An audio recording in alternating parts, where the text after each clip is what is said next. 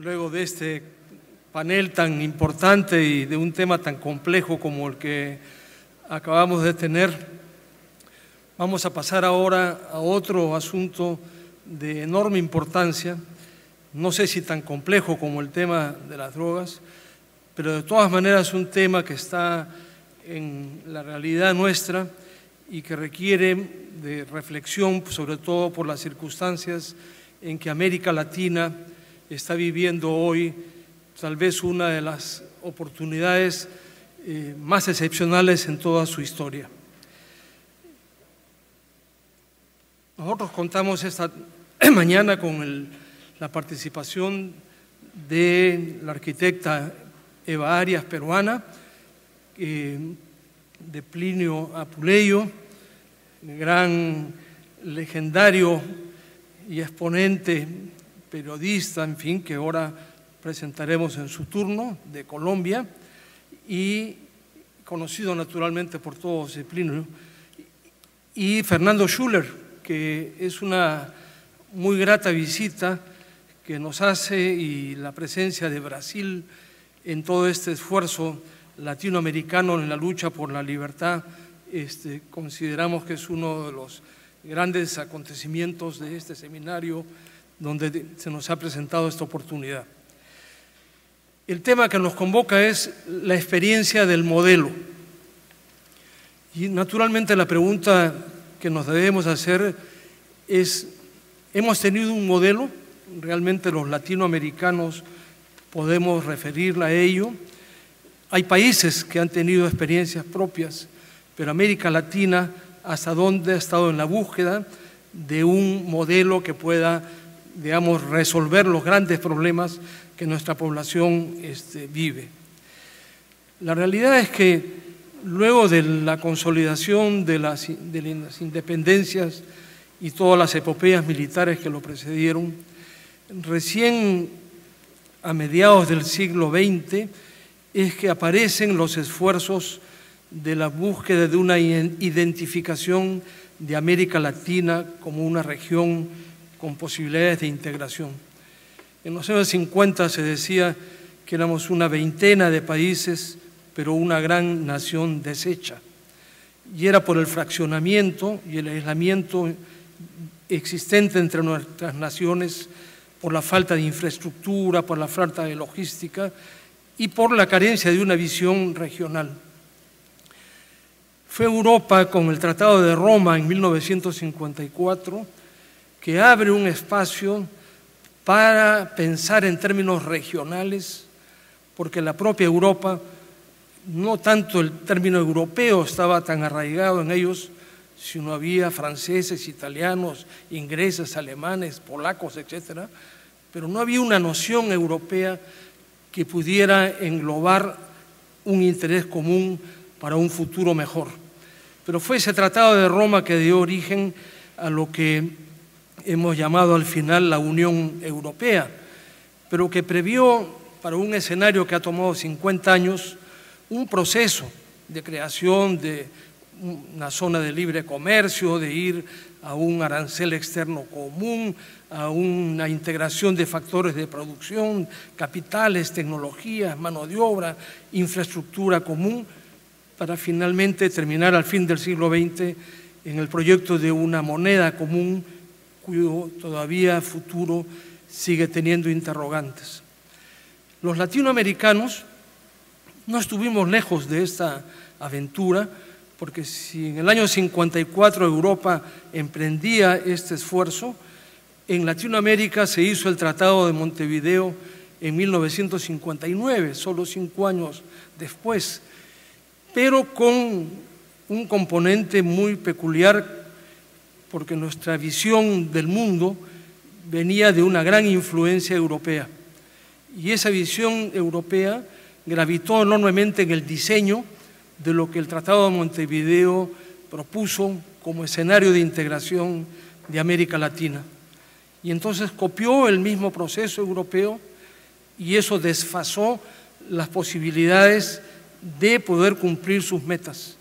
Y esta Asociación Latinoamericana de Libre Comercio, creada por el Tratado de Montevideo, no duró sino apenas un lustro, porque al no poder cumplir con sus metas, dio origen a que tuviera que haber grandes reformas.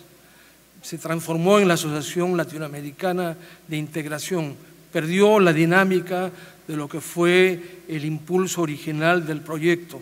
Se fraccionó entre el Mercosur, en los países más hacia el Atlántico, y la Comunidad Andina, más vinculada hacia la cuenca del Pacífico, y México tomó una ruta más en el proyecto de NAFTA con la integración del Canadá y los Estados Unidos. Entonces, hemos venido en un proceso en que los esfuerzos de integración se iban otra vez diseminando y complicando. Pero en ese momento, acompañando a esta aventura de la integración, hubo de por medio el tema económico. En los años 50, nosotros hemos tenido la aventura de, por un lado, los proyectos de CEPAL, que fueron concurrentes a este escenario de integración que se quiso diseñar. El proyecto CEPAL se asentó sobre la idea de la sustitución de importaciones y casi creando un falso dilema con la exportación de manufacturas, que era el modelo que asumía el sudeste asiático en más o menos en los mismos tiempos y partiendo de un menor desarrollo relativo con relación a Latinoamérica. Entonces teníamos, por un lado, una aventura abstracta, jurídica, de un proyecto de integración y un modelo económico de sociedad cerrada, de crecimiento hacia adentro, de sustitución de importaciones, y que resultó en contraposición del modelo de sociedad abierta, de crecimiento hacia afuera y de expansión del valor agregado para aprovechar los grandes recursos internos. Esto llevó a considerar que existía un modelo para América Latina, pues sin duda que la experiencia internacional nos hizo, ante la crisis que produjo la misma insurgencia de la Revolución Cubana, que fue un elemento de distorsión, puesto que apostó a la autarquía y a que el Estado sea el que pudiera asumir los medios de producción, con lo que la situación agravó la expansión de los estados en la mayor parte de nuestros países. Con ello nacieron las grandes inflaciones, porque los gobiernos no tenían los recursos y emitían moneda, y cuando no había emisión de moneda aumentaban la deuda. Y todo eso explosiona a fin del siglo pasado en circunstancias de dos fenómenos que son los que hoy día en parte intervienen como catalizadores de la realidad que vivimos. En el fin del siglo XX y inicios del XXI se ha producido una migración del comercio en el mundo, migrando de la cuenca del Atlántico hacia el Pacífico. La costa este de los Estados Unidos, la de Nueva York y Europa, dieron un escenario donde el mayor movimiento económico comercial del planeta se encontraba en esa realidad.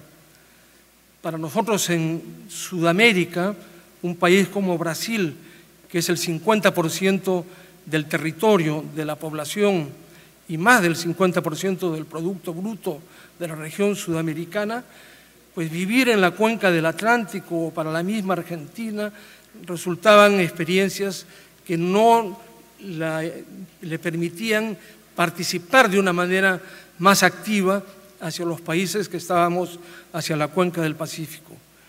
Pero resulta que hoy, este año, o por lo menos el 2013, ha concluido con un movimiento donde el 59% del comercio mundial se encuentra en la cuenca del Pacífico.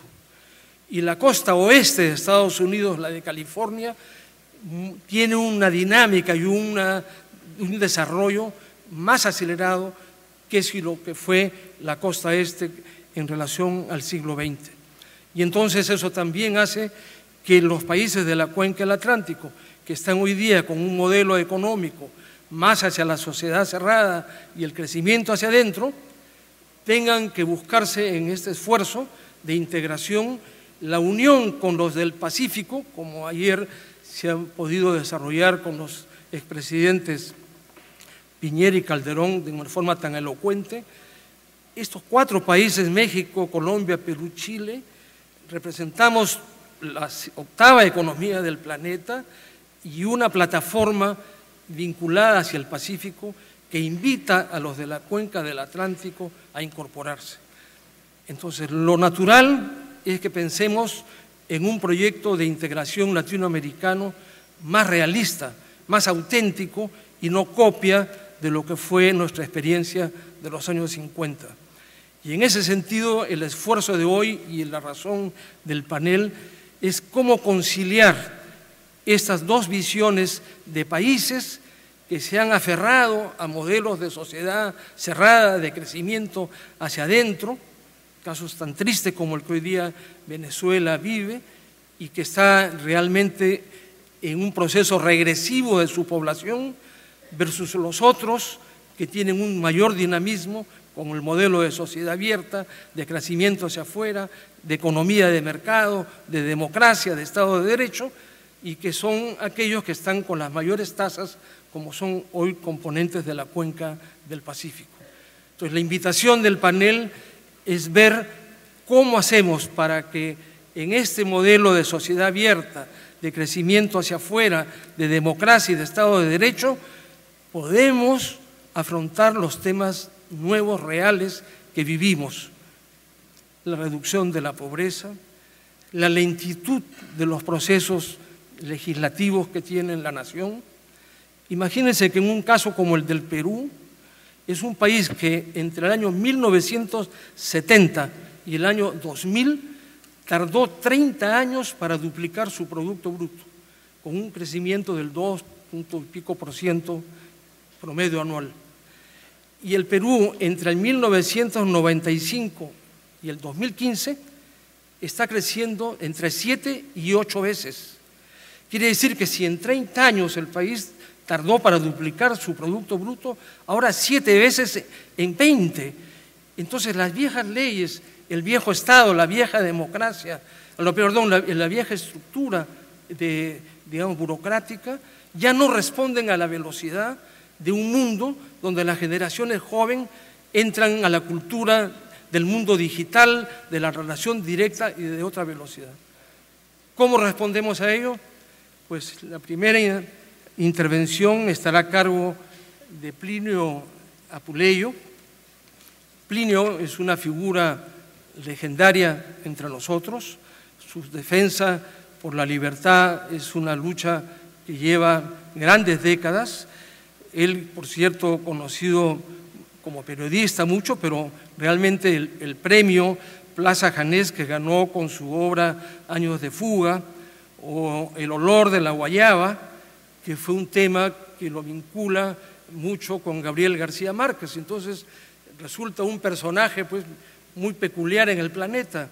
Es el íntimo amigo de Gabriel García Márquez y el íntimo amigo de Mario Vargas Llosa. Eso solamente lo puede hacer un Plinio Apuleyo. Con Álvaro Vargas Llosa y Carlos Alberto Montaner, Plinio es coautor del libro El perfecto idiota latinoamericano y me está anunciando que ahora está próximo a salir el nuevo libro que llevará el nombre El nuevo idiota latinoamericano. Con ustedes, Plinio Apuleyo.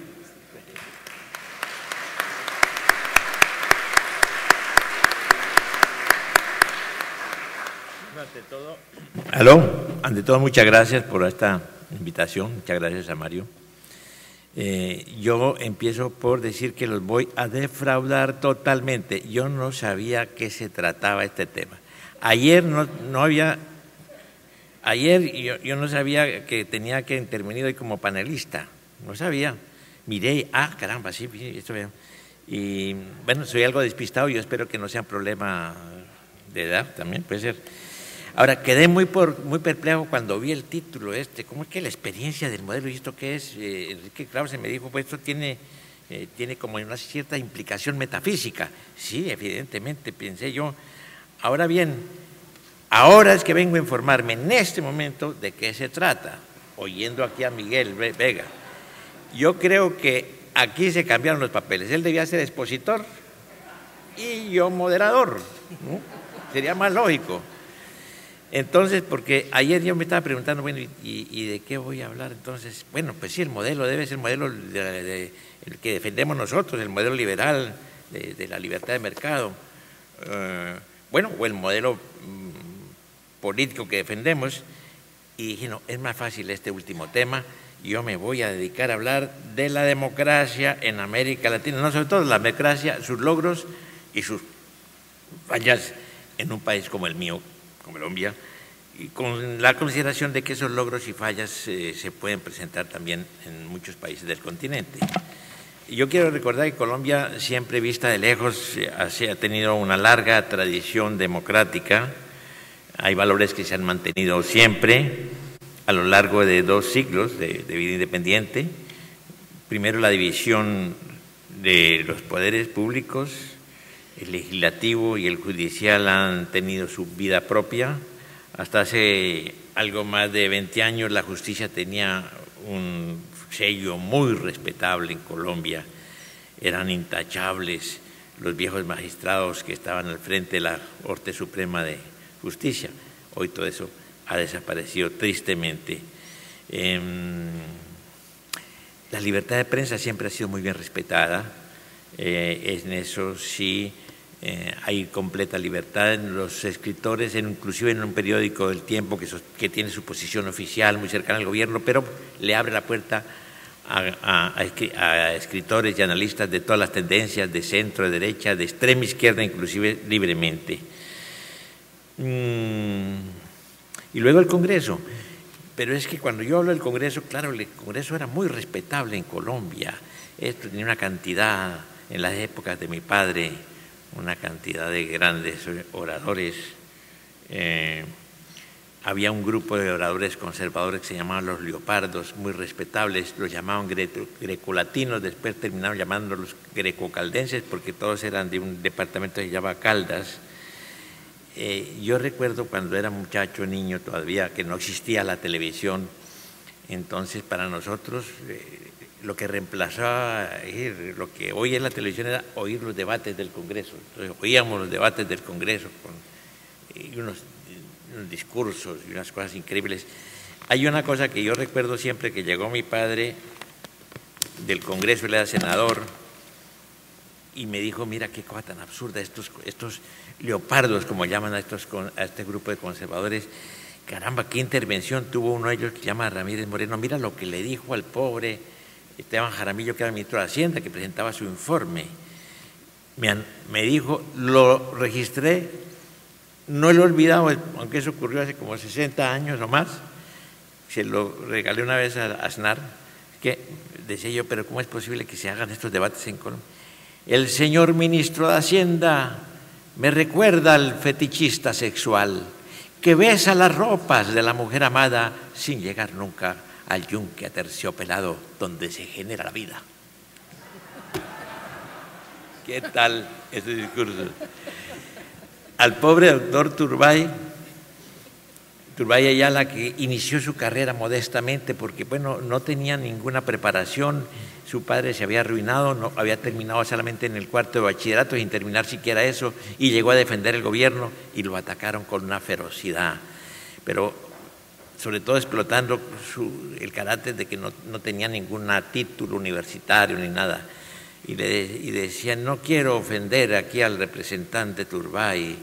Cuando lo escucho me recuerdo aquella frase de Goethe y no sé, pero ¿para qué le hablo de Goethe? ¿Para qué le voy a hablar de Diderot y no sé qué? Y Turbay tuvo una reacción bastante buena, pidió una interpelación y dijo, creo que con tanta erudición su señoría merecía tener una casa de citas. Eso fue lo que le dijo. Bueno, el caso es que a nosotros nos llamaban la Atenas suramericana, por ese nivel y esa cosa que tenía.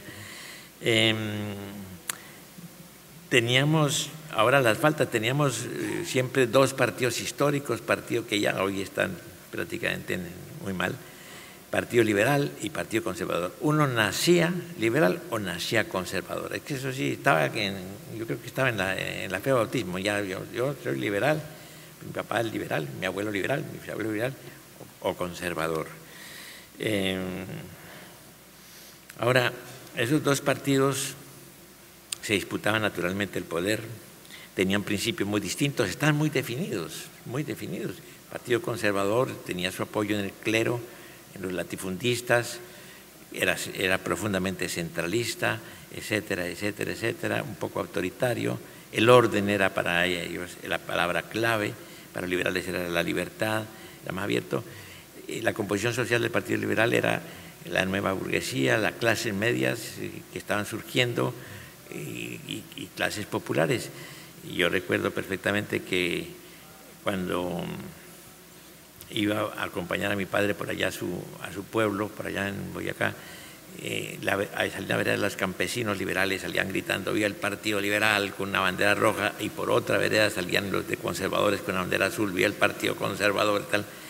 Pero el problema es que sí hubo violencia entre los dos partidos. Eso fue un problema muy serio porque efectivamente había democracia en ese sentido, pero cuando llegaba un partido al poder había mucha presión sobre el otro para evitar que ganara las elecciones.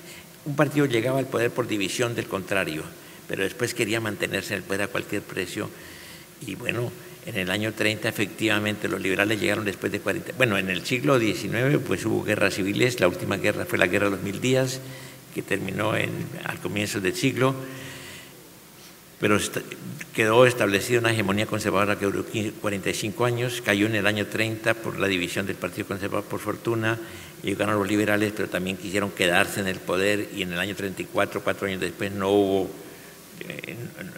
candidato conservador porque no sintió que tenía garantías, etcétera.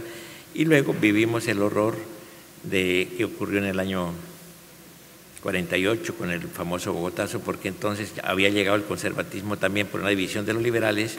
Surgió un líder popular extraordinario, que era Gaitán. Yo he conocido el peronismo, Castro, todo, pero nunca he visto una mística igual que la que producía este Gaitán.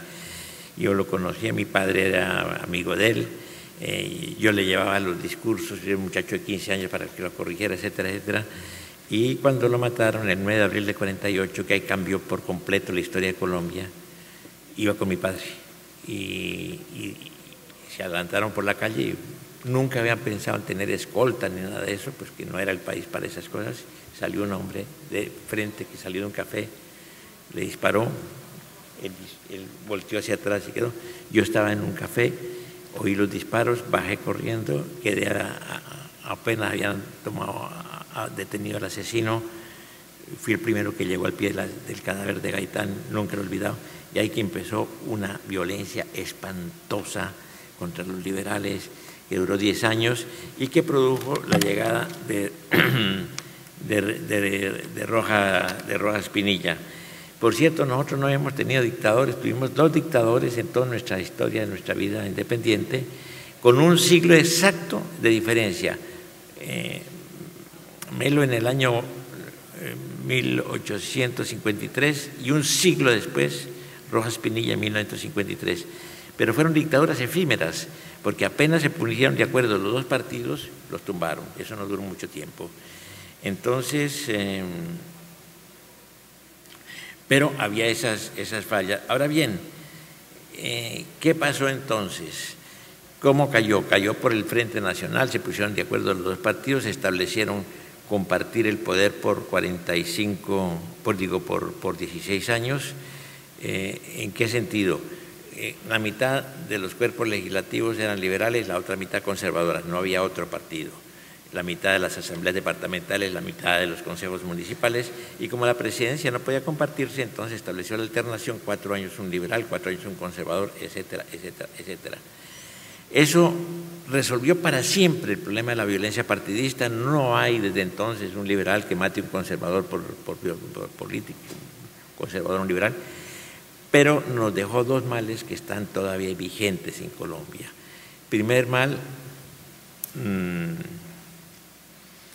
El primer mal es muy curioso, que fue la guerrilla. ¿En qué sentido? Había habido guerrillas liberales cuando había la opresión del Partido Conservador. Esas guerrillas fueron al monte, eran campesinos desplazados que, claro, los habían sacado de sus pueblos. Esas guerrillas fueron catequizadas por el Partido Comunista finalmente cuando ya se estableció la alianza entre los dos partidos, pero ellos no abandonaron la lucha y ahí salían la guerra. Y coincidió ese reparto del poder con la Revolución Cubana, y la Revolución Cubana en ese momento influyó mucho sobre todos estos países. Y yo he conocido gente de aquí, de Perú, que me contaban que fueron llevadas a La Habana, pensaban que era para un adoctrinamiento ideológico y terminaban con un adiestramiento militar, porque Fidel se encargó de crear guerrillas en todas partes. Pero el sitio donde fue más próspero esa opción fue Colombia, porque tenía ya esa experiencia de las autodefensas de los grupos campesinos que estaban organizados, y el Frente Nacional, pues naturalmente le daba a la izquierda la idea de que no había otra opción distinta que la lucha armada, porque no podían llegar al poder, ni siquiera un concejal comunista podía llegar a un pueblito, de modo que eso dio la guerrilla. Y la otro problema que nos dejó, bueno, esa guerrilla se apareció, fueron catequizados por el Partido Comunista, surgió y luego tuvo el soporte infinito del narcotráfico. Es la guerrilla más rica del mundo porque se hizo cargo del tráfico de la droga, del procesamiento, del cultivo y la exportación. Y ahí lo tenemos. Y el otro problema es el clientelismo, porque en ese momento ya no se trataba de salir a derrotar al Partido Liberal o a derrotar al Partido Conservador con esa pasión que tenía la gente. Nadie esperaba que le dieran un centavo por movilizarse hacia las urnas. Era la pasión que habían heredado de abuelos y de padres, etcétera, etcétera. Eso desapareció y ahora apareció otro fenómeno, y era que se trataba de vote por mí, no vote por él, y yo te ofrezco eso. Y yo contaba en otro foro por ahí que tenía un cuñado que era partidario de Galán, le echaba unos discursos muy buenos en su pueblo, y salía un campesino se acercaba, muy bonito su discurso, doctor, muy bonito. ¿Y para yo qué? ¿Para yo qué? Esperaba algo. Y entonces convirtió el dinero en el mayor agente, el mayor instrumento electoral era el dinero. A uno le cuenta cualquier senador, amigo, tomándose unos whiskies, mira, a mí me cuesta con menos de 2.000 millones de pesos, ¿qué? Yo no llego al Congreso. Pero el pago de esas sumas enormes, la retribución son las cuotas burocráticas o los contratos, y de ahí se desprende la corrupción y hay una corrupción. Entonces, yo quiero hablar de un fenómeno que ya es común a muchos países y que hay que tener mucho cuidado, y es que poco a poco esa clase política se vuelve, hay un divorcio entre la sociedad civil y la clase política. Ya los partidos son la combinación de dueños de votos, que los partidos los recogen. Inclusive existe el voto favorable, no se vota por un partido, se vota por un partido, pero hay opción de escoger a este o a este o a este, y ahí están los caciques. Entonces, ese divorcio se ha profundizado enormemente, de modo que la gente no cree. Llegamos a tener hace poco una encuesta en que el voto blanco llegaba a 41%, porque la gente quería rechazar todo eso. Ese divorcio entre la sociedad civil yo lo he percibido en varios países, lo percibí en Venezuela. Yo estuve muy vinculado a Venezuela. Cuando cayó Pérez Jiménez yo estaba allá, dirigí una revista y me vinculé mucho a todo la aparición de la democracia, a los nuevos líderes, de ellos son muchos de ellos muy amigos, etcétera, etcétera.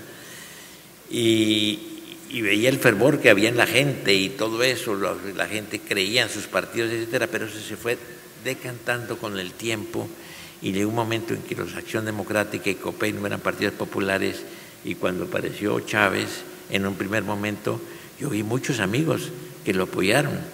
Es que recuerdo que estaba en la Embajada de Venezuela, el día de las elecciones, estaba en la Embajada de Venezuela en Bogotá, y fui a saber qué noticias, cómo se desarrollaron las elecciones, en las que apareció por primera vez Chávez.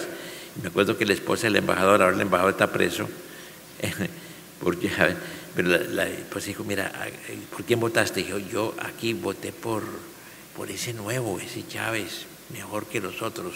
El otro una reina de belleza y de Copé, y el otro de la Acción Democrática, un octogenario total, que la gente termina votando por Uribe.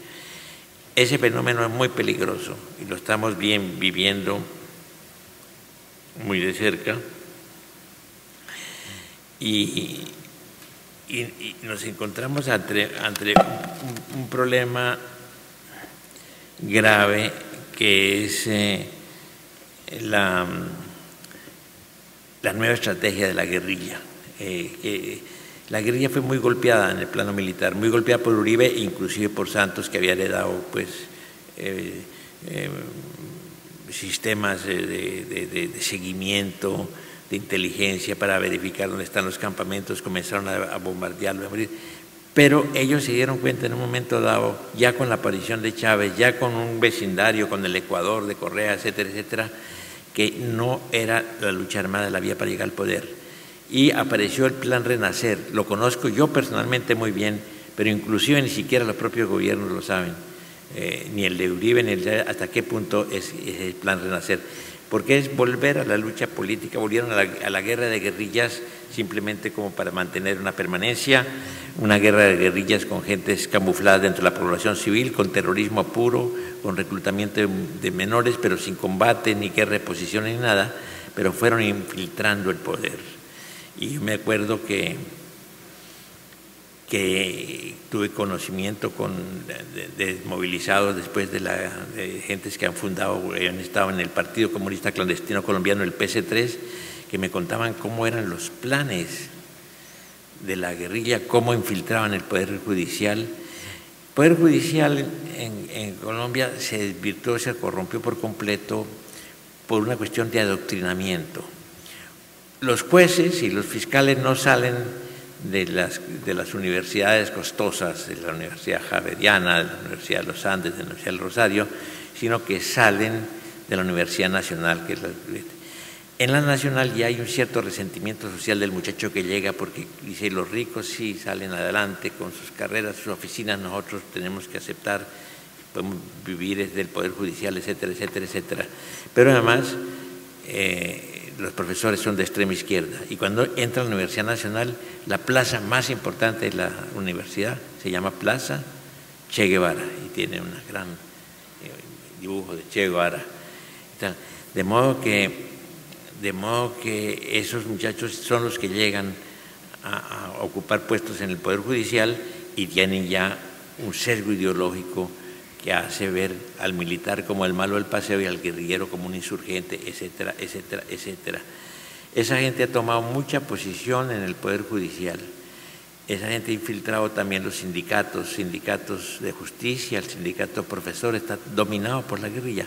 En otras palabras, la guerrilla llega al proceso de paz y todavía hay gente equivocada que piensa, inclusive en el gobierno, que están derrotados y que están dialogando con unos derrotados que no tienen otra opción. No, están dialogando con gente que está muy triunfante, que se siente muy triunfante porque tiene el dinero del narcotráfico, ponen los campesinos a cultivar coca, les pagan muy bien. Yo he conocido directamente lo que ocurre allí. Recuerdo que una vez traté de llegar a un pueblo que se llamaba Remolinos del Caguán, en la selva, y no pude llegar porque me detuvo un coronel cuando estaba yo tratando de tomar alquiler una lancha para seguir por el río Caguán hacia ese pueblo. Me dijo, usted no puede pasar porque hasta aquí llegamos nosotros, a usted o lo matan o lo secuestran. No pude ir, pero tuve siempre la curiosidad y le dije al presidente Uribe, mira, hay pueblos que todavía están en manos de la guerrilla, espérate que eso lo vamos a resolver. Y un día me dijo, ya puedes ir a Remolinos del Caguán, porque ya tenemos una brigada móvil. Y me fui a ver la brigada móvil, tomé un helicóptero del ejército, que por cierto lo tumbaron un mes después. Yo fui conversando con el artillero y lo veía con una ametralladora mirando, y que abajo no hay nada, sino unas garzas, y eso no, pues selva, qué caray. No. Cuando llegué al pueblo ya estaba un coronel al frente del pueblo. Y lo que me dijo es, no tengo nada que hacer, ya no está la guerrilla aquí, pero están las milicias bolivarianas que las controlan enteramente. Tienen dinero, tienen la alcaldía, tienen las juntas de acción comunal, les ponen sueldo, compran las fincas, pero son sus brazos políticos y yo no puedo hacer nada, porque Colombia es un país muy legal en ese sentido. No, si hay un militar no puede tener a alguien simplemente porque está haciendo una labor política, cualquiera que sea. ¿Cómo compran las fincas? Fui a averiguar cómo era la compra de las fincas y era muy curioso. Llegaban esas milicias bolivarianas y decían, venimos a comprarle su finca. Ay, yo no quiero venderla. Ay, piénselo bien, si no nos toca comprárselo a la viuda. Usted verá. ¿Cómo a la viuda? Sí, pero usted queda dueño. Mejor dicho, usted queda al frente de su finca, solamente a nuestras órdenes, se la vamos a pagar muy bien, etcétera, etcétera, teniendo un control político y económico de la zona. Después seguí yendo a otras zonas con riesgo, como he contado, porque yo me metí en todas estas cosas. Después de haber vivido casi 20 años en París, volví y me metí en esa labor porque me interesaba enormemente y terminé, claro, amenazado. La primera amenaza la recibí como a los mes y medio de estar allá trabajando en el tiempo. Me dijeron, lo está llamando el comandante de la policía aquí en Bogotá, el general fulanito. Bueno, pásemelo. Hola, mi general, ¿cómo está? Mucho gusto. ¿Qué se le ofrece? Cuénteme. Que tengo que darle una mala noticia, doctor. ¿Qué noticia, mi general? Que hay un grupo de sicarios que llegó a Medellín con la misión de matarlo, pero solamente pudimos capturar uno. Y entonces, ¿qué debo hacer, mi general?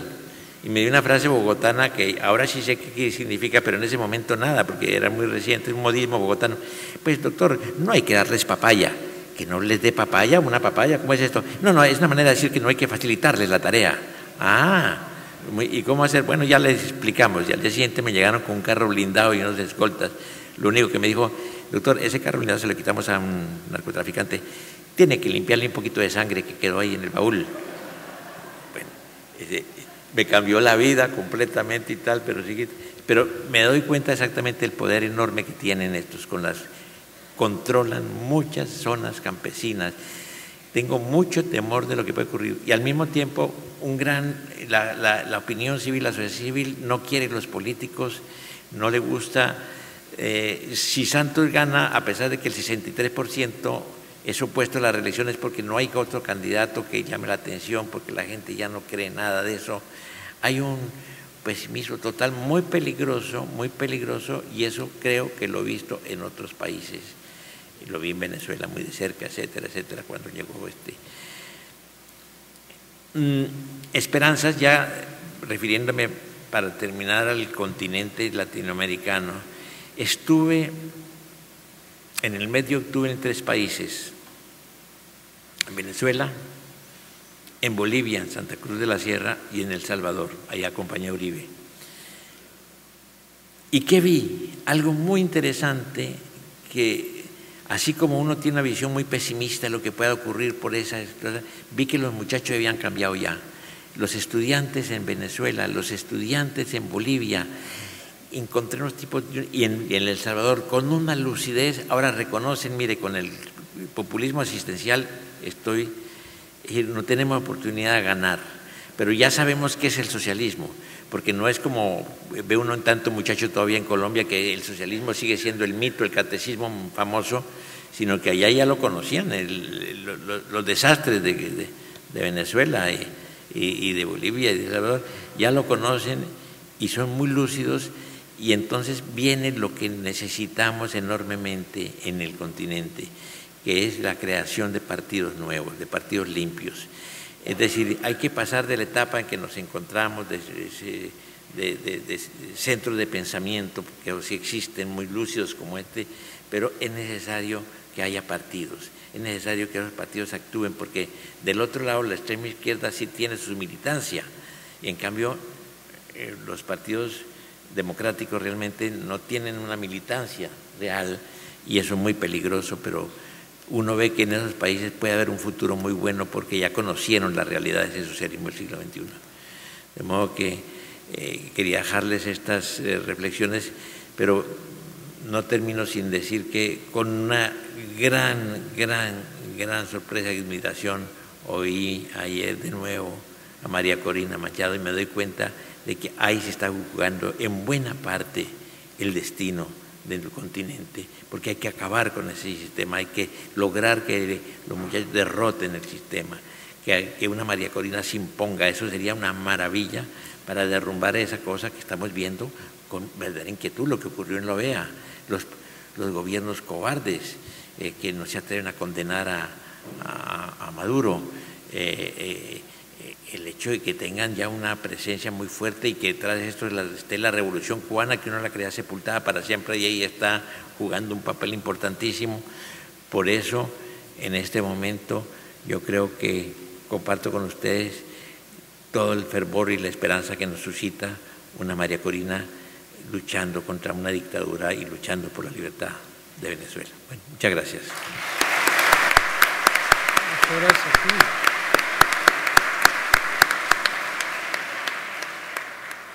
Bueno, muchas gracias, Plinio, y en particular este anhelo del surgimiento de nuevos partidos para refrescar toda la vigencia democrática que necesitamos para consolidar nuestros problemas.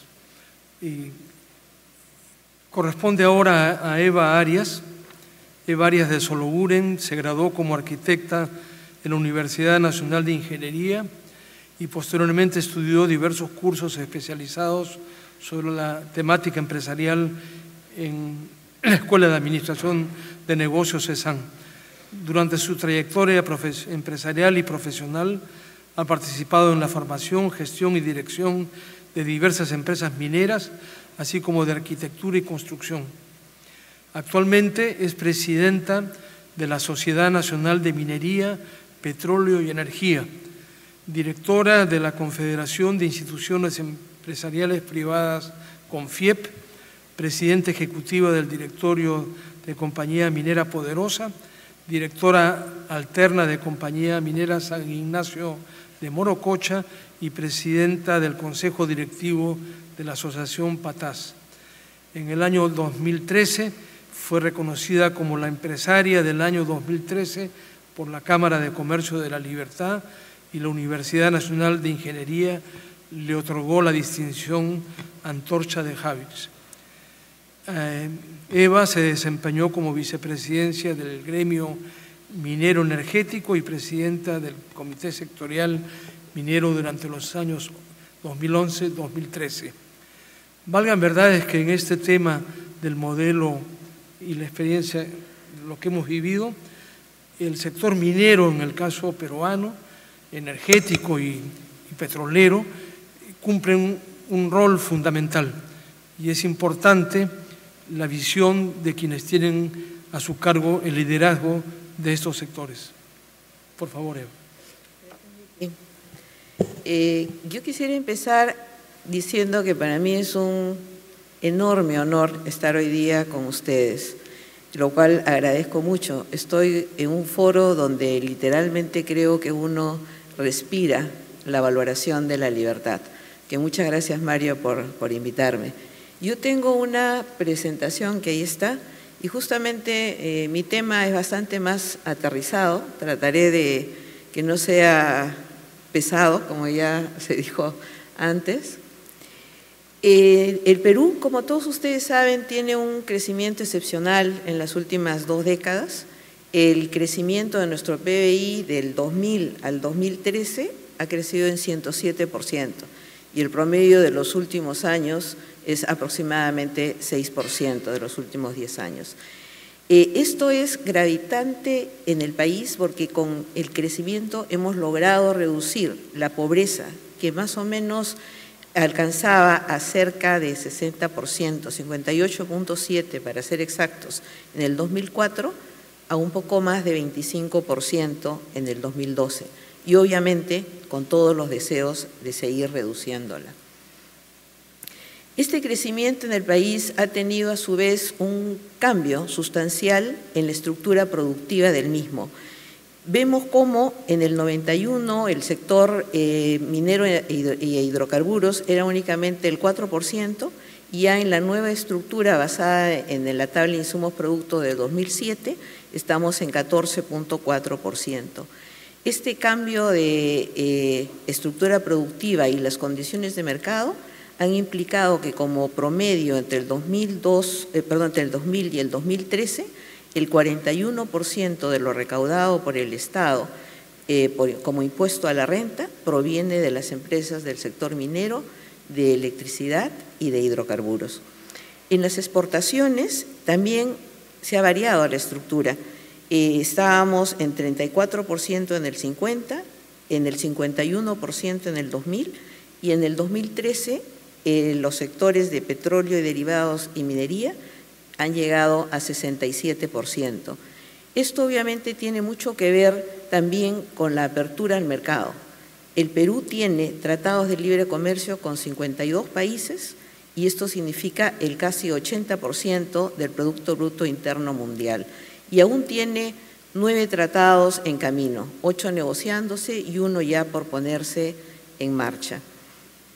Para lograr todo esto, la inversión privada en general, que a su vez necesita un clima para poder desarrollarse, ha sido esencial. Ven en la gráfica superior derecha cómo ha subido hasta llegar a casi 60.000 millones de soles, constantes del 94 en el año 2013. En la parte inferior vemos la importancia que tiene la inversión privada en relación al crecimiento del Producto Bruto Interno. Y algo que todavía tiene una relevancia especial es el porcentaje sobre el PBI que el total de las inversiones, tanto públicas como privadas, son con respecto al PBI total. El año 2013 fueron juntas el 23, algo más del 27%, siendo las privadas el 21.5% de ese total. Dentro de esta inversión privada, la minero-energética también tiene un componente importante. Hemos pasado de ser el 21% de la inversión privada en el año 2000 al 30% en el año 2013. En las gráficas inferiores pueden ver cómo han ido creciendo tanto las inversiones en el sector minero, habiendo llegado el año 2013 a la cifra récord de casi 10.000 millones de dólares.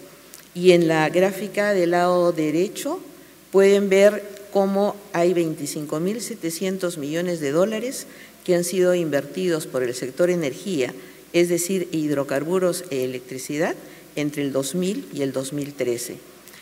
Esta inversión a futuro continuará. Estas son estimados del Banco Central de Reserva para este año y el próximo, que indican que alcanzarán a 28.500 millones de dólares estas inversiones. Y de estas, el 75% está compuesto por minería, hidrocarburos y electricidad. Veamos por un momento el tema minero. En minería, que es un pilar del desarrollo de nuestro país, vemos que el Perú ha reafirmado su condición de país minero.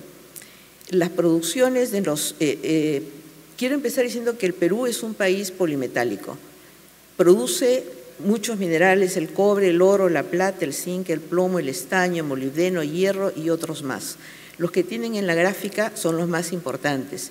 Y si vemos que en Latinoamérica, en nuestra región, el Perú es primer productor de oro, de zinc, de plomo y estaño, y segundo de cobre y plata. A su vez, no solo es lo que es hoy día, sino mirando a futuro, el Perú tiene importante porcentaje de las reservas mundiales de estos metales. Solo para citar algunos, el 17% de las reservas de plata mundiales están en el Perú y el 10% de cobre y zinc. El Perú tiene a futuro posibilidades y oportunidades en la minería. El 30.7% del territorio nacional tiene condiciones para ser explorado y explotado. Esto este porcentaje sale de restar al 100% del territorio nacional los parques, los sitios arqueológicos, las zonas urbanas, de áreas destinadas a un uso diferente. Pero en este 30%, en un tercio del territorio nacional, es posible hacer minería. De este territorio, hoy, únicamente el 1.2% del territorio nacional está siendo usado en explotación y exploración.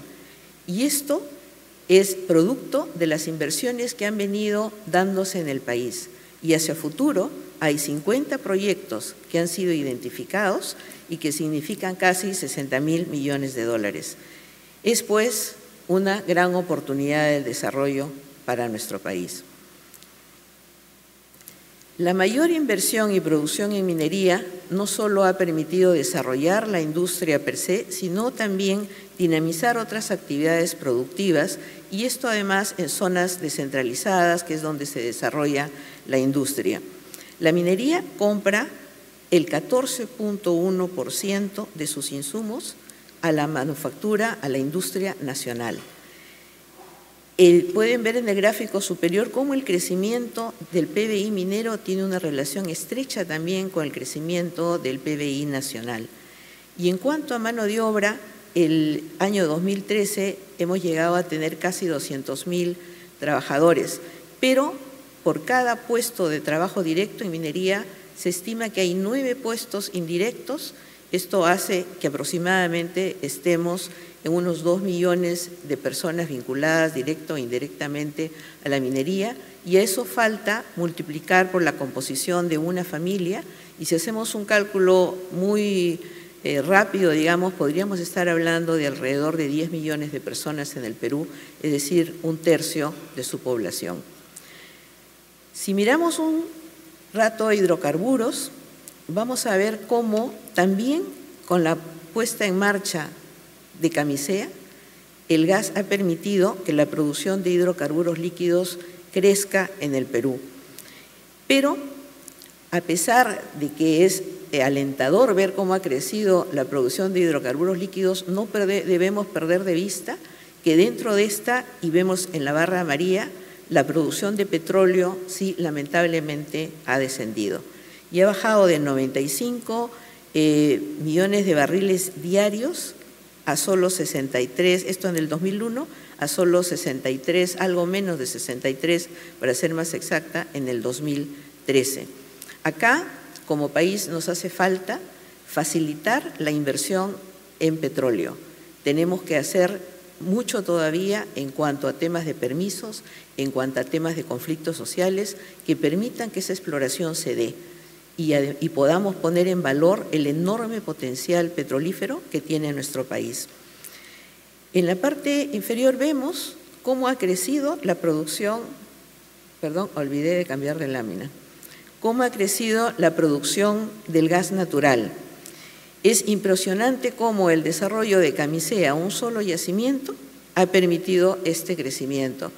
En este aspecto también hay un potencial muy grande en el país, y por eso se necesita desarrollarlo con inversiones, las cuales solo se dan si el clima del país es adecuado para que éstas vengan. Esta mayor producción de hidrocarburos repercute también a nivel nacional, y con esto se ha permitido tener que hay 3.404 ya puntos de distribución de gas solo en Lima y Callao. Acá tenemos también muchísimo que hacer como país. Los usuarios residenciales y comerciales de gas han llegado a 152.000, ya tenemos 170.000 vehículos convertidos a gas natural, y lo que es muy importante también tiene que ver con nuestro entorno, con el cuidado del medio ambiente, es de que nuestra fuente de energía tiene ya un gran componente de gas natural, fuente de energía más limpia. El 43% es gas natural y el 53% viene de energía hidráulica. Esta mayor inversión en hidrocarburos ha permitido, como acabo de decir ya, no solo refiriéndome a la fuente de electricidad, sino como a la matriz energética, a las fuentes de energía, el petróleo y los gases licuados de petróleo significan el 45% de la matriz energética y el gas natural el 27% y creciendo. Un 33% es gas natural en la estructura de consumo de combustibles en el país.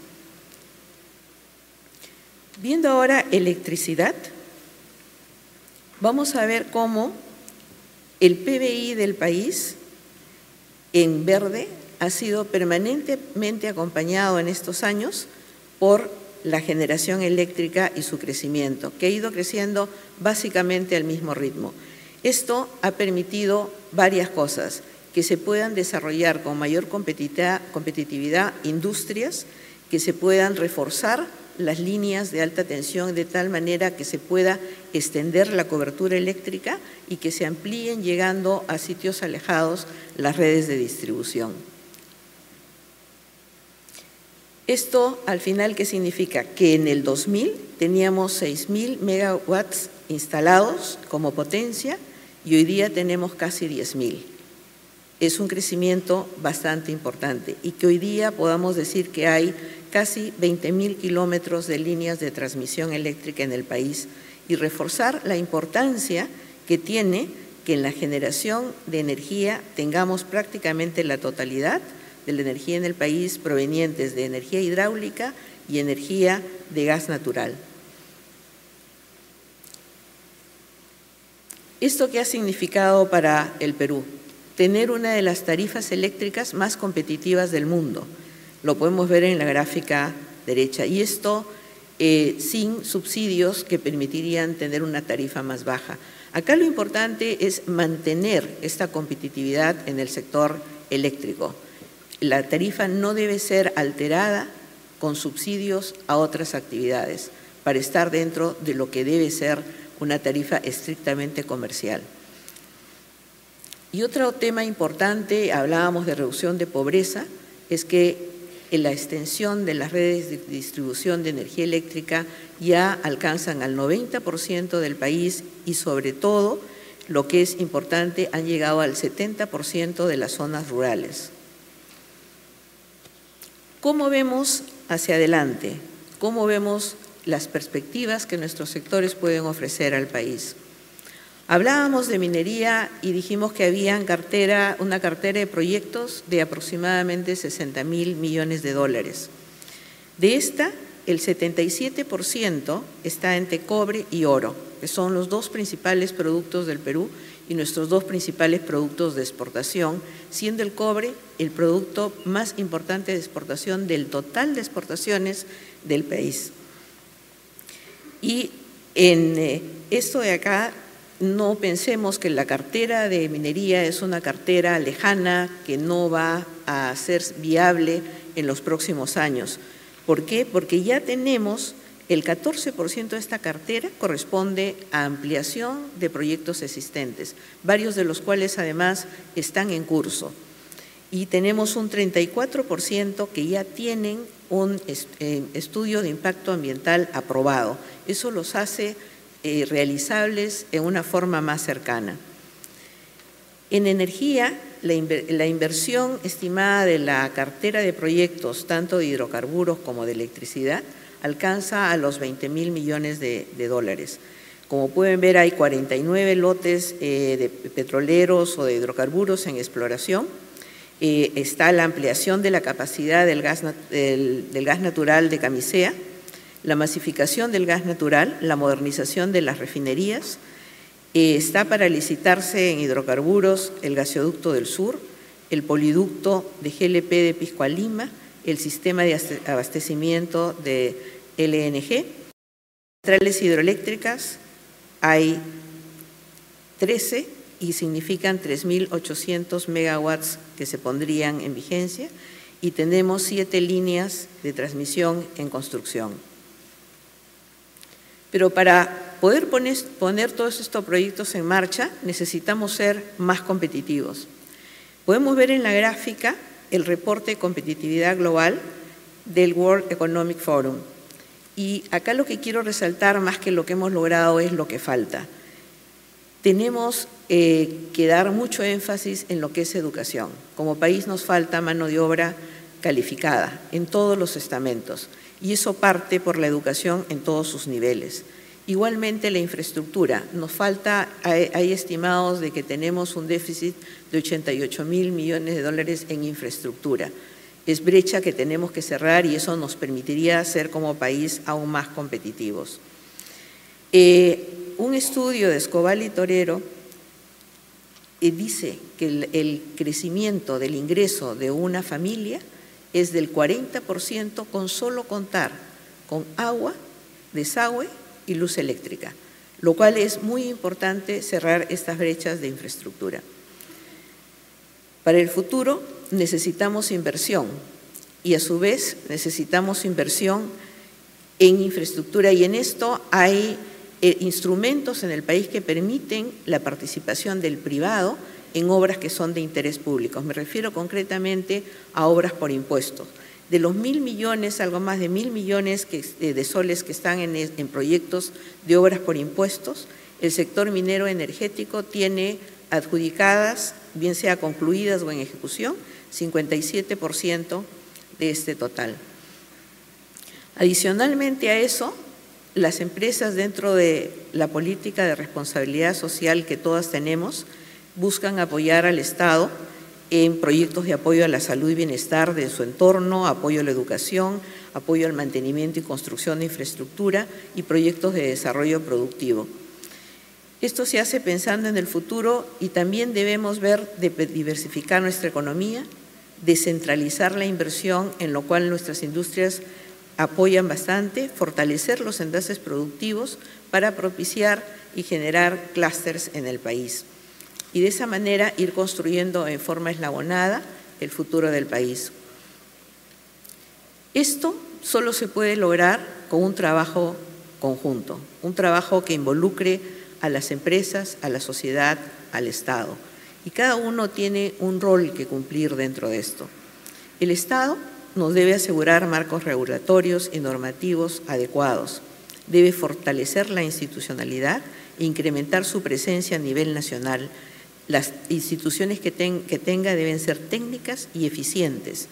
Debe hacer uso eficiente de los recursos, promover en los servicios básicos, infraestructura, cerrando brechas, promover la inversión privada formal, mantener la estabilidad económica, jurídica, política, reglas claras, estables y predecibles, velar por la seguridad y la paz social, construir una permisología, palabra nueva, ágil para no entorpecer las inversiones.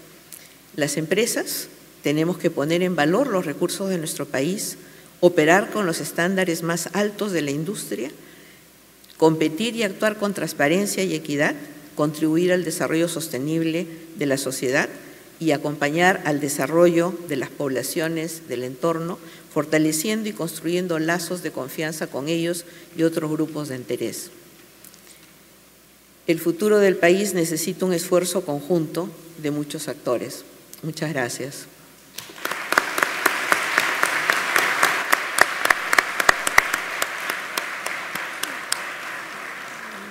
Bien, muchas gracias, Eva. Nuestro tercer panelista tiene una presencia muy particular porque en parte los ojos del mundo están hoy día mirando al Brasil. Nos hemos reunido en este foro para hablar de la libertad y de lo que significa los beneficios de tener economías integradas al mundo y en donde la libertad política y económica juegan un rol decisivo. Brasil en los últimos 3 años ha descendido su crecimiento y existen interrogantes si es que Brasil, en un año de elecciones, tiene perspectivas de cambio o si tiene perspectivas de afianzamiento, y por esa razón fue convocado don Fernando Schuller. Él es doctor en filosofía, escritor y analista político, director general de Impact Business School, una de las universidades más importantes de Brasil. Ha sido curador de la serie internacional Fronteras do Pensamento, fue secretario de Justicia de Río Grande do Sul, teniendo una larga experiencia en los sectores privados y en el sector de servicios. Escribe regularmente para la revista Época en Brasil. Obviamente, su actividad principal hoy es representar aquí a su organización Fronteras do Pensamento. Bienvenido, Fernando.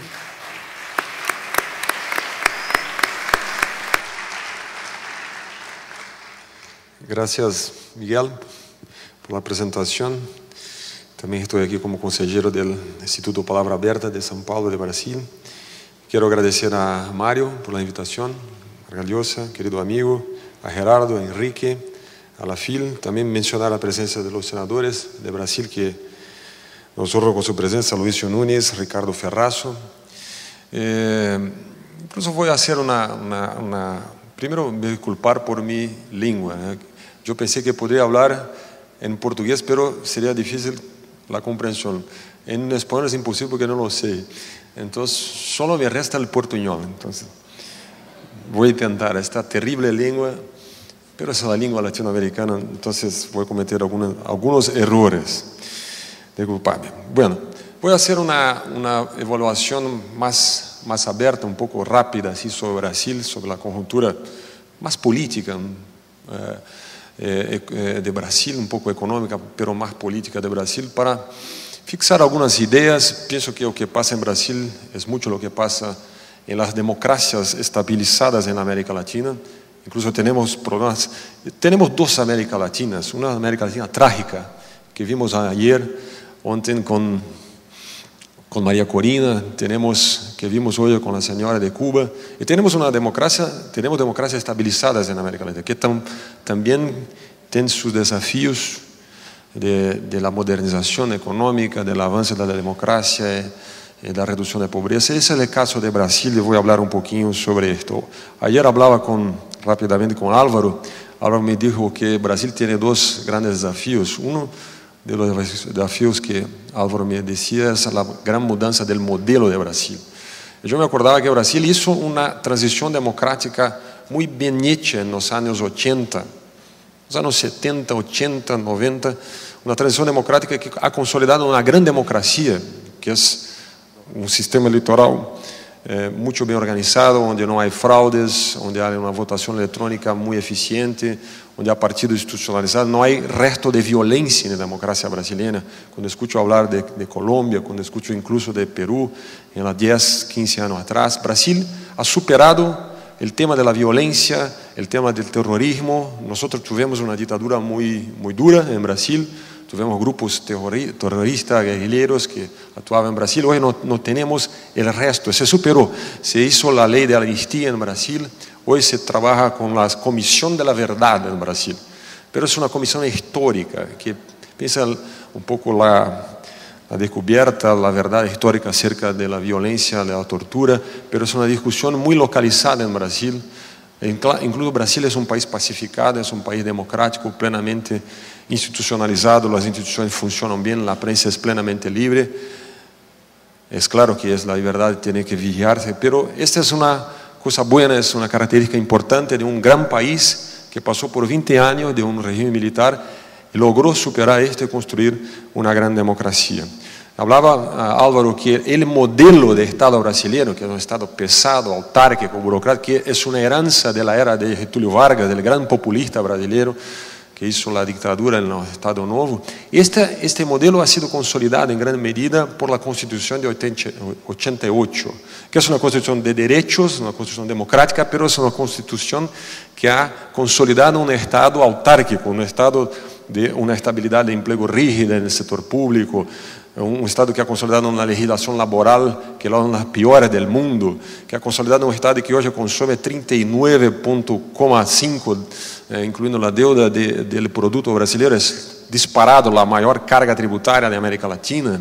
Entonces, imaginad que este es el modelo que vigora en Brasil hasta hoy. Voy a pasar solo unas imágenes.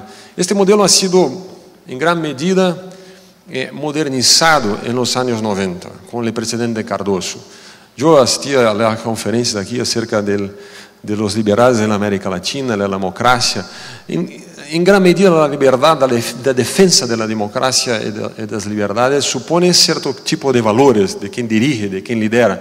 Fernando Henrique Cardoso es un gran estadista latinoamericano y brasileño que yo conozco muy bien y siento que hay ello ha sido marcado 8 años muy importante en el proceso de modernización, de consolidación, primero de creación del Ministerio de la Defensa Civil en Brasil, la consolidación democrática. Empezó un proceso muy agudo, muy importante de modernización del país, con las privatizaciones, con la responsabilidad fiscal, con la reestructuración del sistema financiero del país, la creación de las agencias reguladoras para el sector económico.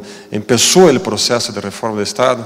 Y yo dije cuando asumí el poder que era la hora de cerrar la era Vargas de Getúlio Vargas. No se cerró la era Vargas. La era Vargas es como un espíritu que no desencarna de Brasil, del impuesto sindical, de la estructura laboral, de este Estado pesado que yo hablaba. Pero hizo reformas importantes. Hasta hoy hay un paradigma en Brasil. Es un paradigma de la posibilidad de modernización. Hablaba de la convicción de los valores porque Cardoso es un tipo que tiene la convicción profunda de las instituciones. Entonces, en gran medida el liberalismo es esto, es la creencia profunda de que la libertad no se negocia, que la independencia de las instituciones, que la estructura del Estado, que hay valores, que la transitividad del poder, que es la capacidad de gobernar, pero después no más querer gobernar, de retirarse de la esfera política, de respetar la autoridad, de pasar la facha de presidente para su mayor adversario con un sonrisa en la boca. Entonces, estos tipos de valores de la concertación, de la creación del consenso, del diálogo, entonces todo eso nosotros vivimos en Brasil en los años 90. Y pienso que es reconocido por todos en Brasil. La importancia que tuve empezar un proceso de modernización económica, pero también consolidar un tipo de sociedad pluralista, abierta, tolerante, abierta al consenso. Incluso esto todo lo vivimos en los años 90. Después tuvimos una próxima década con la llamada era de Lula, que todos aquí pienso que conocen bien. Incluso cuando llegaba aquí el motorista de taxi dice, hola, esta universidad que Lula ha hecho la aula inaugural, estaba llena de gente ahí. Y la era Lula es un poco una consecuencia. Ayer yo escuchaba a Arturo Fontaine hablando de un poco qué ocurrió con Brasil. Se hace una modernización más liberal, se hace una abertura, se hace programa, pero esto tiene un costo social, Mario, muy grande. Me lembro de Maquiavel cuando decía, es muy peligroso hacer reformas porque las reformas pueden crear un costo muy grande y causar un odio muy grande de pequeños grupos que son perjudicados y solo adhesión muy flaca, muy frágil de la mayoría que son beneficiados. Entonces un coste, este paradoja maquiavélico es muy sensible, muy grave en América Latina. Fernando Henrique el grupo de Fernando Henrique perdió las elecciones en 2002 para Lula, empezó una nueva era. Lula es un partido socialista, el PT es un gran partido latinoamericano y sale el mejor partido más fuerte de América Latina, de izquierda, con trazos socialistas, pero no hizo un gobierno socialista. Ellos publicó una carta, se llama Carta a los Brasileños, asumió la estabilización económica en el primer momento. Pero me acuerda mucho Moisés Naim cuando decía que los socialistas hoy no logran más construir el socialismo, pero consiguen estragar un poco el capitalismo. Me acordaba de esto porque suspendió los programas de reforma de Estado. El Brasil se pasó 10 años en que no hubo avances en términos de modernización, sea de la estructura fiscal, sea de la estructura política del país, sea de la estructura del sistema previdenciario brasileño, sea la estructura del sistema laboral. Quer dizer, el país avanzó, era la época de la valorización, la evaluación, de la apreciación de la commodity, como vimos con el presidente de México ayer.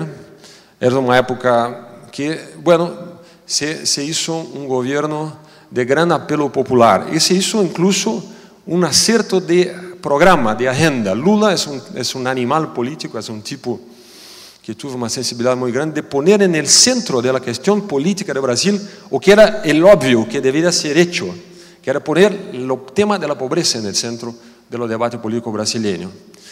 Isso também é um grande programa que quizás é o maior programa de transferência de renda do mundo, que é o Bolsa Família, que penso que todos conhecem acá. Que hoje é um programa que atinge coisa como um quarto de toda a população brasileira, incluso em muitos estados do nordeste de Brasília, os estados mais pobres, atinge coisa como mais de 2/3 da população, que vive de $140, $120, $100, dependendo do número de hijos. É um programa assistencialista. Começou com a ideia de uma transferência condicional, se chamava Bolsa Escola, Bolsa Colégio, para manter os hijos no colégio. Funciona para isto, pero hoje é um grande programa assistencial. Incluso há um economista brasileiro, Eduardo Gianetti, que penso que muitos conhecem, e disse: me queria viver em um país onde se comemorasse que 1 milhão de pessoas saíram da Bolsa Família, saíram do programa assistencial. Em Brasil se comemora a ideia que mais 1 milhão de pessoas entraram no programa. Isso é penso que tem um custo, é um programa necessário, porque toca no ponto da miséria. O Brasil tinha, até 15, 20 anos, 25% de pessoas que viven en miseria. Hoy no tenemos esto porque tenemos una transferencia muy clara de renta, un cartón electrónico que funciona a maravilla y que lo sacan la plata y tiene esta protección contra la miseria más absoluta.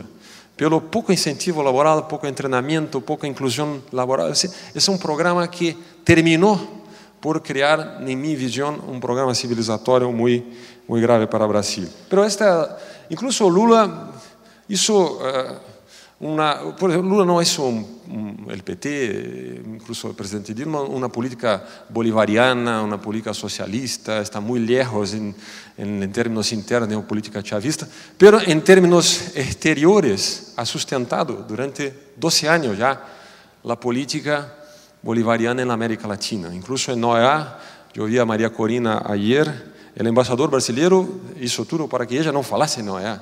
Então está, todos os anos a representação brasileira na ONU vota contra as sanções ao Irã por causa da função dos direitos humanos. E assim tem sido a presidenta Dilma que se chora quando habla de Chávez. Então, é uma política externa muito curiosa, comandada por o MAG, o Marco Aurélio García, que é um tipo um gaucho, que eu conheço muito bem, que é um tipo muito raro em Brasil, que é um assessor que vive no palácio da presidenta ou do presidente e comanda a política externa, rompendo uma tradição secular em Brasil, que é a tradição da autonomia, da força, da profissionalização do Itamaraty, do Ministério da Política Externa brasileira. Então, é uma coisa curiosa. A política externa brasileira, de um país muito grande, que tem 50% do continente, que deveria assumir uma posição de liderança na América Latina para a democracia, é um país que exerce a liderança ao contrário.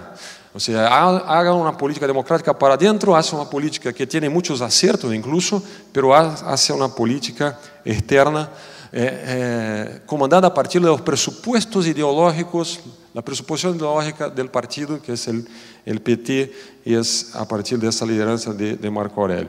Incluso, pero hizo muchos aciertos también. Yo incluso un punto apenas, que es el ProUni, por ejemplo, que yo había su palestra e via como as universidades estatais que concentram a formação ideológica da juventude. Lula ha criado um programa muito curioso de voucher educação, Mário, que é uma bandeira liberal para os jovens estudarem em universidades privadas, que é um programa que já atingiu coisa como 1,5 milhão de estudantes em Brasil, um país que tem 8 milhões apenas de matrículas no sistema universitário. Então, os socialistas brasileiros, Álvaro, ha criado um programa de voucher de educação para universidades que funciona a maravilha, que funciona perfeitamente, que não tem custo de transação, que tem um cartão, que é um crédito, que os jovens mais pobres podem escolher as universidades privadas, que são muito menos ideológicas, são muito mais técnicas, muito mais profissionais. Eu dirijo uma, que é a IBMEC, em Rio de Janeiro, que é uma business school, onde há muitos negros muito pobres das favelas de Rio de Janeiro que podem estudar com esse programa, que é um acerto, mas um curioso acerto latino-americano, que é um país socialista, é um programa liberal de voucher de educação que os liberais brasileiros não han logrado fazer. Então, eu diria, é um governo paradoxal. Gustavo Franco, que é o presidente do Banco Central brasileiro, um grande intelectual, um grande economista, ha definido muy bien la última década de Brasil como siendo la década de la duda ideológica, de la vacilación ideológica. No se sabe si va, no se reforma el sistema, no se profundiza la reforma liberal, pero ahora el presidente Dilma hace la concesión de aeropuertos, pero mantiene 49% con la estatal de gestión de aeropuertos, hace un leilão para el presal del petróleo, pero impone que la Petrobras tenga gerencia de todos los contratos, haga inversiones de 30%, no tiene capital para hacer. Entonces es la década de la duda, de la vacilación ideológica. Eso que define el Brasil. Es un país que no se define a partir de un consenso modernizador, liberal, pero mantiene su democracia, sus instituciones. Esto es bueno, esto es positivo. Aquí, solo para un dato, estos años de Cardoso, 94 hasta 2002, la queda del número de funcionarios públicos, la contratación de funcionarios públicos, el Estado ha sido reconstruido, empezó un proceso de reforma, de disminución de reducción del tamaño del Estado. La era Lula se reconstruyó exactamente lo mismo número. Es decir, el país abandonó cualquier iniciativa de contractualización, de externalización. Los servicios públicos brasileños son los peores del mundo, los hospitales públicos, los presidios públicos, las escuelas públicas. Cuando vemos las estadísticas del PISA, de la OCDE, el Brasil está en 58º lugar, entre 65 países, porque 85% de los niños brasileños, Mario, estudian en colegios estatales, con esa estructura rígida de estabilidad de empleo, de absoluta incapacidad de gestión. En São Paulo se ha creado una estructura de contractualización, por ejemplo, de los hospitales, que son las organizaciones sociales, donde el Estado hace la financiación del hospital, pero los hospitales de gestión privada. Son más de 40 hospitales que funcionan muy bien, pero son experiencias localizadas en algún estado que no tienen ainda la dimensión nacional. ¿Por qué? Porque la duda ideológica, el predominio de los sindicatos, la presión laboral, la presión ideológica para mantener lo que es el grande programa de la izquierda latinoamericana hoy en las democracias, que es la defensa del aparelho de Estado. Curiosamente, el aparelho de Estado ha creado en gran medida por los regímenes militares en los años 60-70, pero en Brasil y más antes. Entonces es curioso, es un país que vive con estas características. Pero hay instituciones. En la política brasileña yo apenas dos elementos. El Brasil se quedó en los últimos años, pero especialmente en los últimos 2 años, con una paradoja, que muestra muchas cosas. Pienso que todos aquí escucharon hablar del julgamento, del juicio del mensalão. Es una palabra horrible. Solo un brasileño consegue decir mensalão, pero es un poco una prueba de la decrepitud de nuestro modelo político, donde se creó en Brasil la idea de un modelo que se dice de gran dispersión partidaria, un Congreso Nacional muy grande, donde se creó la idea del presidencialismo de coalición, que es una expresión típica del debate político brasileño.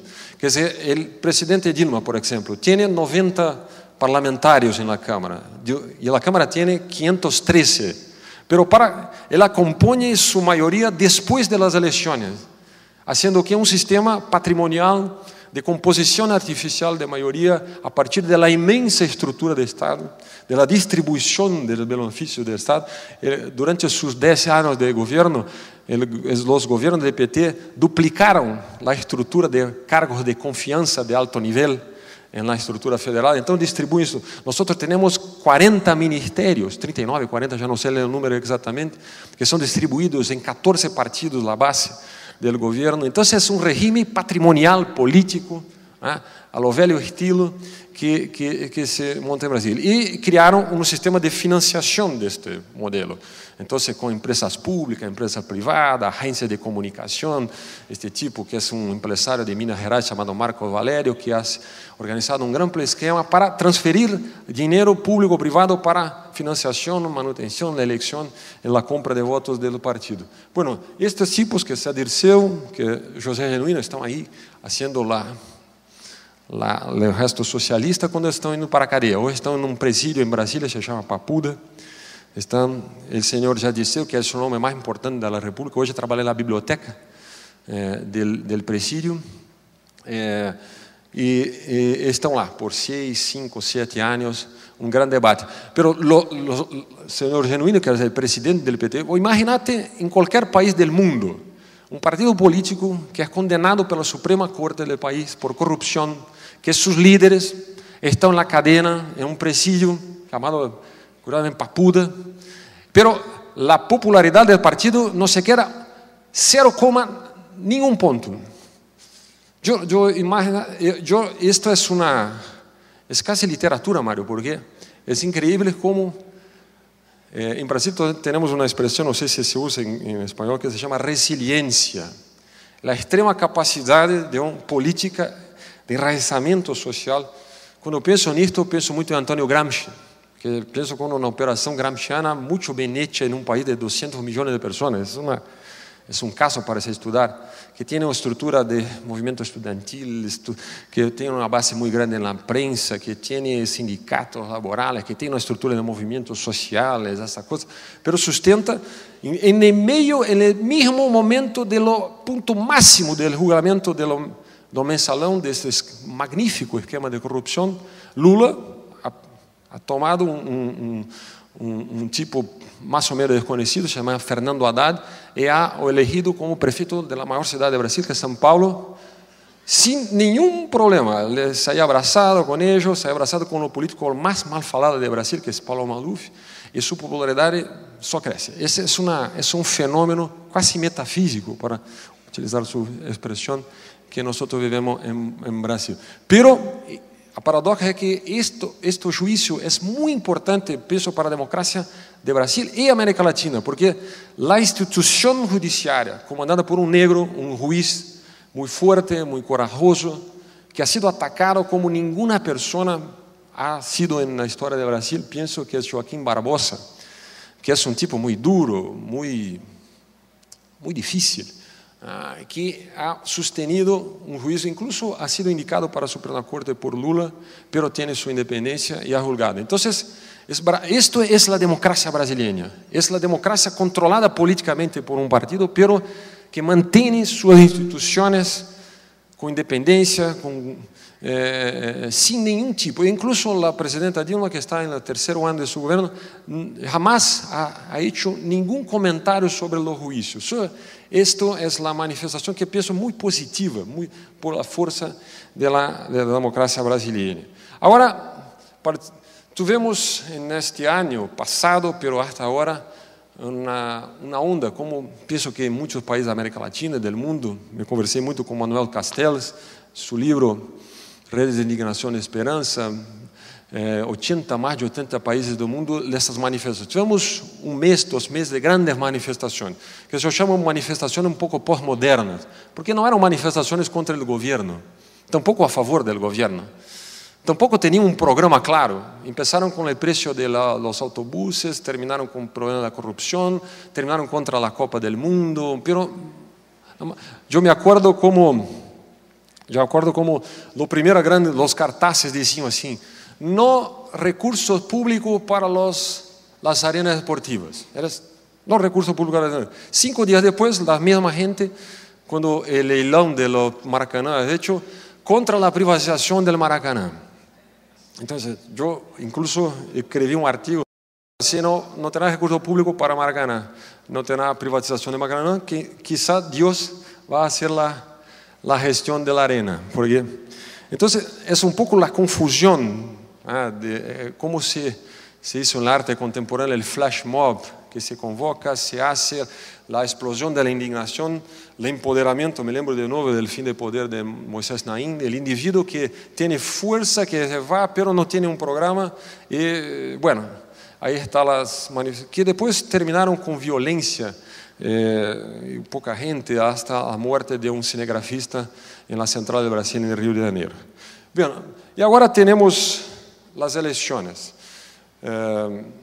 Yo quiero apenas este 3 de octubre, este cuadro que yo intenté desenhar para usted, de un país que vive esta duda ideológica, que tiene un liderazgo, una liderança negativa en América Latina, que hoje incluso relativiza a estabilização fiscal, a estabilização econômica ha sido criada há 20 anos com o Plano Real, que tiene un crecimiento económico bajo, que tiene una posición vergonzosa, Álvaro, en el Doing Business del Banco Mundial, en el PISA, que tiene una tasa de inversión de 18% del producto. Este país grande y lento que es Brasil, un país grande y lerdo que es Brasil, pero que tiene regiones muy desarrolladas como São Paulo, pero es un país continental, tiene una decisión a tomar. Y pienso que esta decisión del 3 de octubre es fundamental para América Latina pelo tipo de liderança que tenemos en los próximos años. Si tenemos un tipo de liderança como tenemos hoy en el Mercosul, en la OEA, en la UNASUR, o tenemos una otra visión, es una elección muy difícil, que va a ser disputada por la presidenta Dilma, pelo gobernador de Minas Gerais, ex-governador hoy senador Aécio Neves, representando el partido PSDB, el Partido Social Democrata Brasileiro, y Eduardo Campos, que es un gobernador joven, muy dinámico, de Pernambuco, del Partido Socialista. Los nombres en América Latina, concuerdo con ustedes, son muy raros, porque es socialista, pero no tanto. Aécio es un socialdemócrata, pero también no tanto. Es un socialdemócrata con un viés más liberal.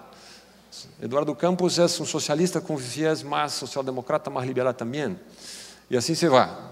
La presidenta Dilma es una clásica defensora del capitalismo de Estado. Ha constituido el banco BNDES, que es un banco de financiación de Brasil, que es muy antiguo, pero hoy tiene una participación brutal en la economía, escoge los campeones de la economía brasileña. Entonces, esa idea de dirigismo estatal es casi una chinesa, es casi una china. Nuestra presidenta con su idea de comando de la economía. Aécio Neves es un político brillante, modernizador, hizo una administración moderna, reformadora, tiene un concepto muy claro del papel del sector privado, del sector público en la economía. Tiene 15%. El problema es que todo esto va en las encuestas, que hasta 2 años dicen la misma cosa. La presidenta tiene cosa como 40-45%, el Aécio Neves tiene 15%, Eduardo Campos tiene cosa como 9-10%. Esto es muy difícil cambiar. Pero me pregunto, bueno, la presidenta va a ganar las elecciones. Bueno, la probabilidad es esta, pero el balón está en el centro del campo y hay mucha cosa para hacer. Y pienso que esta es una elección que pudieran nos ayuden, porque esta es una elección muy, muy importante. Pienso que para terminar mi presentación, me acuerdo ayer cuando el profesor Delgado de España ha dicho que España en los últimos 20 años ha construido 3 grandes consensos, 3 grandes calidades, 3 grandes características de su nacionalidad, de su construcción, de su desarrollo. Primero, la idea de construcción de consenso. Brasil ha construido consenso en el campo político, no ha construido consenso en el campo económico en términos de modernización. El consenso en torno a la empresa, la valorización de la empresa y la abertura económica. Brasil no tiene nada de esto. No hay un consenso claro en Brasil sobre el valor de la empresa y no hay un consenso claro en Brasil en términos de abertura económica. Es un país, como vimos ayer, es un país más cerrado, con la economía más cerrada de América Latina. El gran tema, que es el gran problema de la oposición en Brasil, el gran problema de Aécio Neves, el gran problema de Eduardo Campos, es que el programa modernizador, que es el programa de la oposición, que es el programa además que el país necesita, no es un programa popular. Incluso no es un programa que puede ser claramente dicho. En las últimas elecciones, la oposición en Brasil, de corte liberal, intentó incluso ocultar el tema, por ejemplo, de la privatización, que es un error, pero quizás es un error que los marqueteros que recomiendan. Porque si no hay creado un consenso en la sociedad sobre la necesidad, el valor, la urgencia de la modernización, es difícil hacer campaña con esto. Es difícil poner esto, un país de 200 millones de personas, en la televisión durante 45 días. Ese es el grande problema de Brasil. ¿Cómo se hace para avanzar, para cambiar el país, en el sentido de la modernización liberal, si no hay un mínimo consenso acerca de eso en la sociedad? Cuando hay 25% de la población, de los electores brasileños, que dependen de una bolsa y que tiene 80% de apoyo al gobierno. Entonces, a mí pienso, Mario, y aquí encerro, que hay una lección para el liberalismo latinoamericano en esto. Porque me inspiro de nuevo, es una inspiración muy libre, cuando dice Fontaine que es una interpretación de cómo tornar la agenda más liberal, la agenda de la abertura, una agenda de la sociedad. ¿Cómo nos libramos un poco de los economistas? para hacer una broma aquí. Y cuando veo muchas veces a Aécio Neves que va a São Paulo, tiene un programa económico maravilloso, que trabaja con Arminio Fraga, con Gustavo Franco, con la equipe económica de Cardoso, que hacer. Y cuando vi la palestra brillante del presidente Piñera, me acuerdo un poco de esto. La banca de São Paulo le gusta, los empresarios le gustan, le parece que las tajas de crecimiento vão tornar a ser, y inversión tornar a ser positiva, pero no se construye un consenso en la sociedad. Entonces pienso que una cosa que los liberales de Latinoamérica tal vez podrían pensar es poner en el centro de la agenda algo que se perdió, que es el tema de la pobreza. Que es un continente pobre. Cuando se anda por las calles de Lima, se ve esto. Yo vivo en una ciudad de Río de Janeiro, en mi cuadra, en mi cuarterón, hay 5 o 6 pedintes en la calle pidiendo plata. Y nosotros andamos de helicóptero haciendo cálculos sobre cómo aumentar la inversión. Se perdió. Y Lula con su populismo ha tido esta intuición. ¿En qué momento los liberales latinoamericanos perdieron para los socialistas el tema de la pobreza? Incluso en un continente como América Latina, donde las políticas populistas, izquierdistas, son las gran causadoras de la pobreza. ¿En qué momento perdemos esta agenda para la izquierda? Esta es la pregunta que yo hago. ¿En qué momento perdemos el contenido ético? El tema, por ejemplo, de la igualdad para la izquierda. Y por eso me encanta muchas veces escuchar a Mario hablando sobre esto, que el liberalismo es mucho más que la eficiencia, es mucho más que el discurso económico, es mucho más que la defensa del libre mercado. ¿En qué momento nosotros perdemos el contenido ético que por alguna razón de la virtud política que se ha catapultado, se ha capturado por la izquierda? Y pienso que el contenido más importante en un país como nuestro, en un continente como nuestro, es retomar el discurso de la superación de la pobreza. Entonces pienso que este es un desarrollo, no es fácil, es una operación intelectual muy importante que se debe hacer para que Brasil pueda cambiar, para que Brasil pueda construir una nueva hegemonía y asumir una nueva posición de lideranza en el continente, no contra, pero en favor de la democracia. Muchas gracias.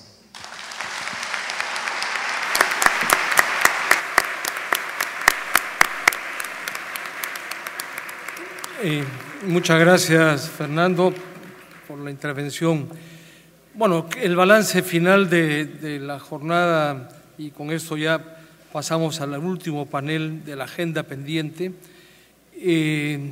muestra una realidad que es la que está vigente en la región, que los países que han integrado sus economías al mundo y que tienen el modelo de crecimiento hacia afuera y de sociedad abierta son los que registran las mayores tasas de crecimiento y son los que tienen más a su alcance la posibilidad de dar un mayor nivel de vida a nuestros pueblos.